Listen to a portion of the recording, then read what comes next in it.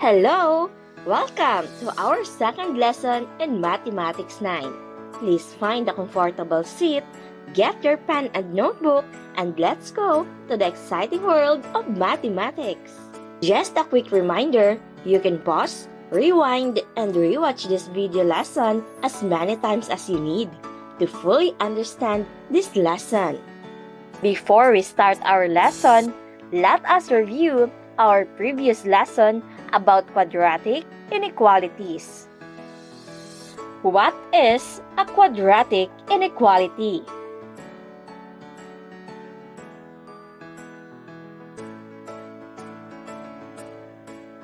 A quadratic inequality is an inequality that contains a polynomial of second degree and can be written in any of the following forms.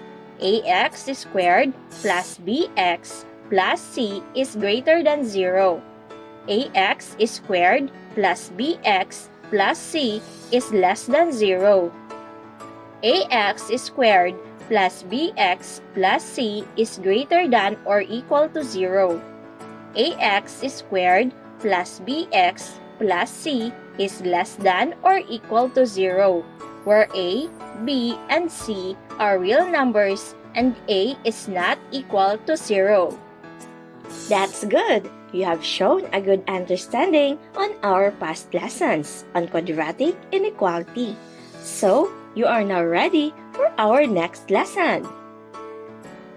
Before we start our lesson, let's have a quick activity that will surely help you to understand our discussion for today.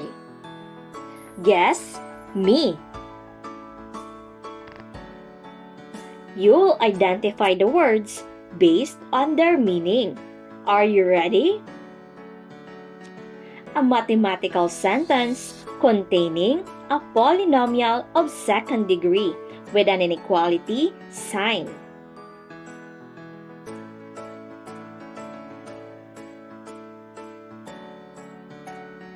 Very good! It's quadratic inequalities. Next, it is a mathematical sentence of second degree that can be written in the following standard form. Ax squared plus bx plus c equals 0.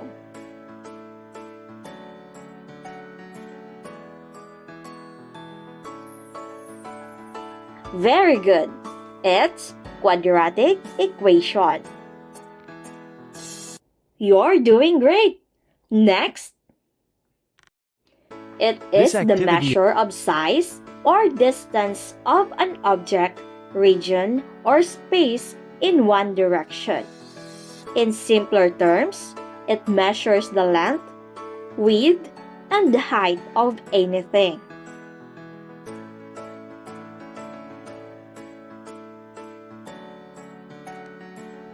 Great job!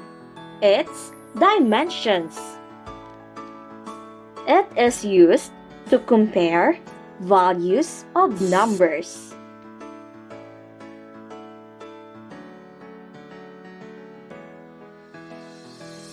Very good! It's inequality symbol. Lastly, it is a visual representation of numbers on a straight line.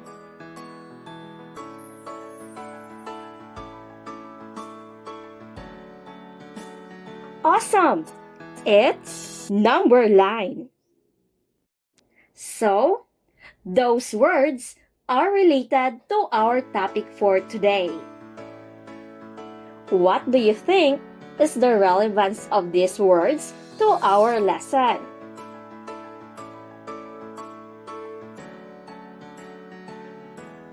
That's correct! These words or phrases are related to solving problems involving quadratic inequalities. This lesson will present on how to solve word problems involving quadratic inequalities. Let's have an example. Ramonito's Garden Challenge. Ramonito is a grade 9 student, was often absent from his TLE class. So, his teacher assigned him a task to create a rectangular garden lot, which has an area less than 18 meters squared. The length should be 3 meters longer than the width. Struggling with the task, he asked for help from his best friend Bornok. With Bornok's help, Ramonito measured the garden, marked the boundaries, and prepared the soil. Although it was difficult, he completed the task and realized the importance of hard work. In the end, Ramonito learned his lesson and promised to attend his TLE classes regularly. Questions: what are the possible dimensions of the garden? What is the moral of the passage? To solve for the dimension of the garden, let us answer the steps or questions. Read and analyze the problem carefully. A rectangular garden lot which has an area less than 18 meters squared, the length should be 3 meters longer than the width. How would you represent the width of the floor? How about its length? Let x be the width, since what was described is only the length. Let x plus 3 be the length. If possible, draw a diagram or model for the problem. What inequality symbol will be used? The inequality symbol to be used is less than. What quadratic inequality represents the given problem? The quadratic inequality should follow the formula of a rectangle. Length times width equals area. Length is equal to x plus 3 times width. X is less than 18. Multiply x times x equals x squared. X times 3 equals 3x less than 18. How would you describe the inequality that you formulate? Correct. The inequality is a quadratic inequality that can be written in the form of ax squared plus bx plus c. From the quadratic inequality, we can transpose 18 to the left side, so it will become x squared plus 3x minus 18 is less than 0. This will be our working quadratic inequality. How will you solve the quadratic inequality that you formulated? Correct. Replacing inequality symbol to equal sign. Then, find the roots by factoring. We think of two numbers when multiplied, the product is negative 18.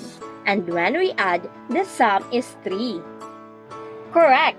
6 and negative 3.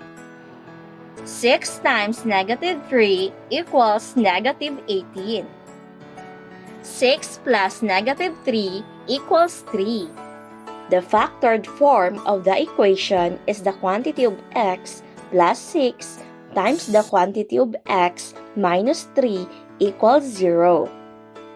Set each factor equal to 0 and solve for x. Transpose positive 6 to the right side. It will become negative 6. Transpose negative 3 to the right side. It will become positive 3. So, the values of x are negative 6 and 3.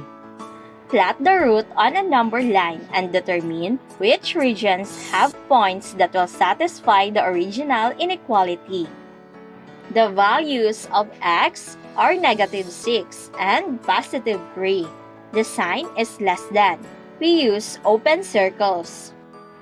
The interval notations are x is less than negative 6, x is less than 3 but greater than negative 6, and x is greater than 3. Test a number from each interval.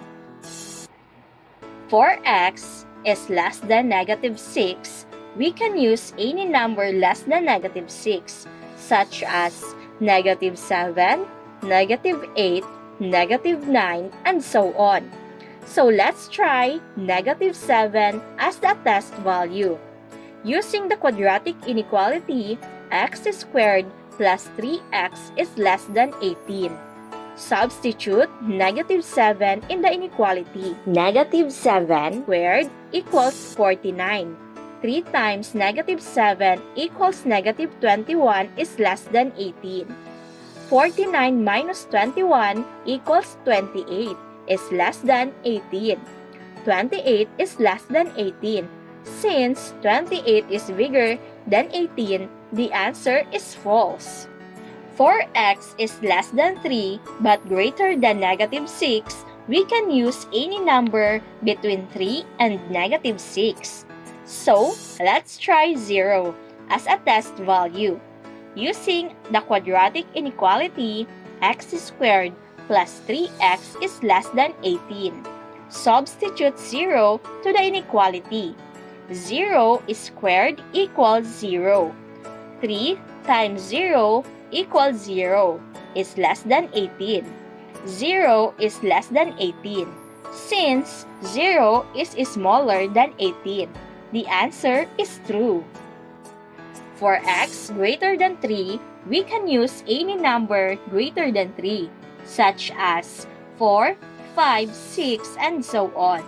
So, let's try 4 as a test value. Using the quadratic inequality, x squared plus 3x is less than 18. Substitute 4 in the inequality. 4 squared equals 16. 3 times 4 equals 12 is less than 18. 16 plus 12 equals 28 is less than 18. 28 is less than 18. Since 28 is bigger than 18, the answer is false.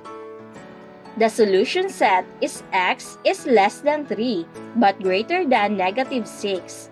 The value of x is between 3 and -6. Answer what is asked in the original word problem. The solution set is x is less than 3 but greater than -6. We will not include the values between -6 and 0 since there are no negative and 0 dimensions. The value of x is any number between 0 and 3. The solution set is all x such that x is less than 3 but greater than 0. Therefore, the possible width of the garden is any number between 0 and 3. Here are the possible dimensions and area of the garden. If the width is 1 meter, the length is 4 meters. The area would be 4 meters squared if the width is 2 meters. The length is 5 meters, and the area would be 10 meters squared. Checking the result. We used our working quadratic inequality to check by substituting the possible width into the inequality and simplify. Since the result is true, we can say that our answer is correct. How about the moral of the passage?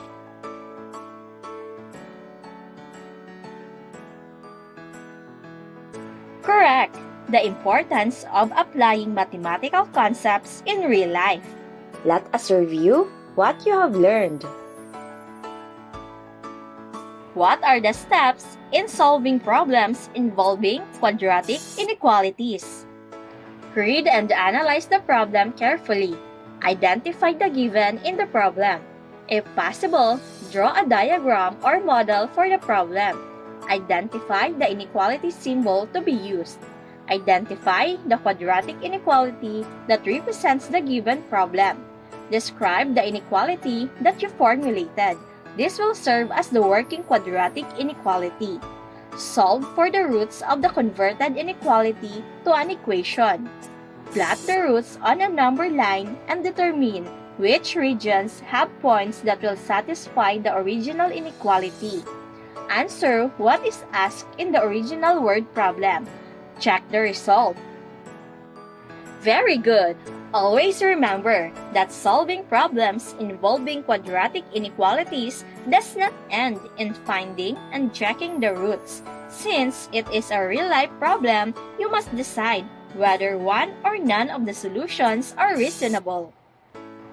For your assignment, please read the passage and answer the questions that follow.